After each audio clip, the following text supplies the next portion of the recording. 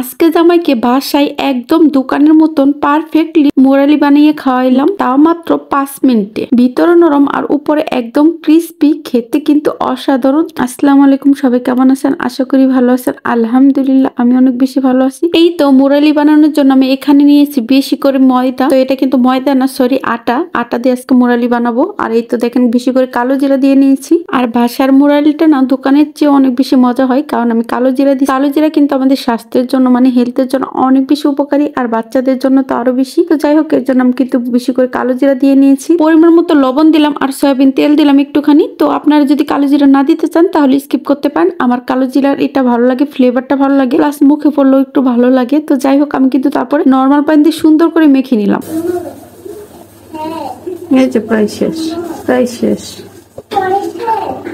আর কোন রকম কোনো রেস্টেও কিন্তু আমি রাখিনি, কোন রকম কোনো রেস্টে রাখা ছাড়াই মাত্র 5 মিনিটে মোরালিটি বানাবো। জাস্ট 5 মিনিটে, বেশি লাগবে না, 5 মিনিটেই বানাবো। আপনারা হয়তো বা কথা শুনে বুঝতে পারছেন যে আমার মেয়ে কিন্তু একটু পর এসে জিজ্ঞেস করতেছিল আম্মু বানানো সে কখন হবে। তো যাই হোক, কিন্তু এর জন্য কিন্তু আমি কোন রকম কোনো রেস্টও রাখিনি, মাত্র 5 মিনিটেই বানাইছে হাতে গোনা। তারপর এতে দেখেন আমি সুন্দর করে রুটির মতো করে বানিয়ে নিলাম। তারপর ছোট ছোট করে কেটে নিচ্ছি আমার মেয়ের সুবিধার্থে, আমার মেয়ের খেতে যাতে সুবিধা হয় এর জন্য। যেহেতু আমার মেয়ের পরে গিয়ে দাঁত ভেঙে গেছিল, তার জন্য আমি কিন্তু ছোট ছোট করে কেটে নিচ্ছি, কারণ ওগুলো বড় বড় করে দিলে ওর খেতে অসুবিধা হয়। আমি কিন্তু রুটিগুলো বানানোর পর স্লাইস করে কেটে নিচ্ছি, অত মোটাও না অত চিকনও না, মিডিয়াম স্লাইস করে কাটছি আর কি। কিছুটা নিমকির শেপেও কেটে নিচ্ছি, আর কিছুটা ওই যে দোকানে বিক্রি করে ওরকম করেও কাটছি, আবার পেঁচিয়েও কিন্তু আমি বানাইছি। তো আপনারা অবশ্যই স্ক্রিনে দেখতে পাচ্ছেন আমি কয়েক শেপেই বানাইছি।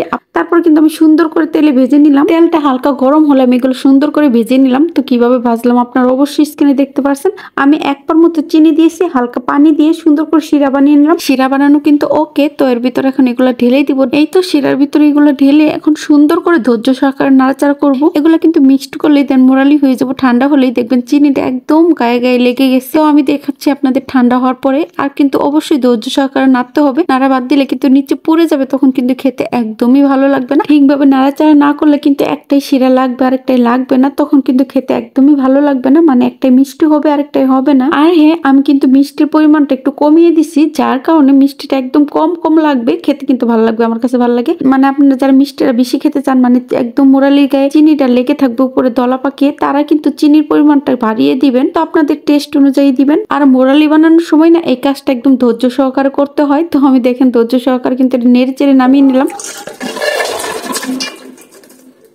আপনারা হয়তো শব্দ শুনে বুঝতে পারছেন যে কতটা ক্রিস্পি হয়েছে আর সফট হয়েছে। এই তো ভেঙে দেখাচ্ছি আপনাদের। আমি তো আর খেয়ে দেখাতে পাচ্ছি না, তো আপনাদের ভেঙেই দেখাচ্ছি। ওয়েট,